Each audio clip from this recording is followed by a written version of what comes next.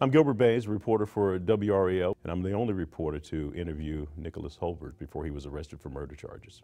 This story was huge. We had a female medic from Fort Bragg who all of a sudden vanished, and this community really came together.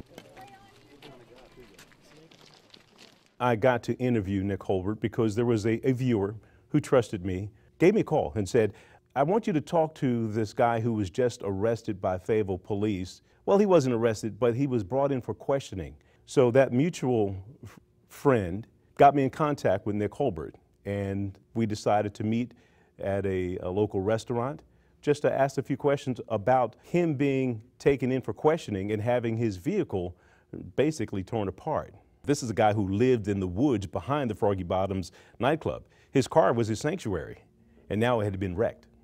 Holbert told me that he befriended Kelli Bordeaux by shooting pool with her at the Froggy Bottoms nightclub. He said that there was a gentleman that was with her, and they all became pretty close friends.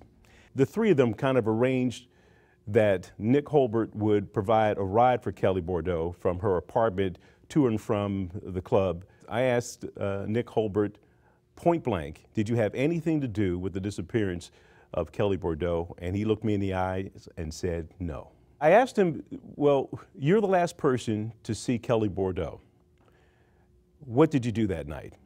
He said they shot pool at the club. Around 1:30, she told me, she's like, I'm tired, I want to go home. I said, okay, so we got in the car, and as soon as I pulled into Meadowbrook, she said, you can stop right here and let me out. I walked. I asked him, well, did you take her up to the apartment? He said, no, I dropped her off right near the entrance, which I thought was kind of strange. Here it is at dark 30. You got a young female who is needing a ride home, and you drop her off not at her front door? That seems strange. Nick Holbert knew he was about to be arrested. He gave me a call and said he wanted to talk one more time before he went into custody.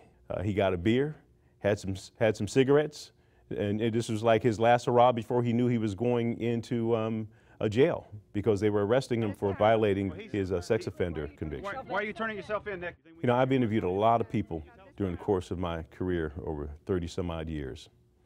I looked at them eyeball to eyeball and asked some tough people some tough questions. This guy was convincing that he had nothing to do with the disappearance of Kelli Bordeaux.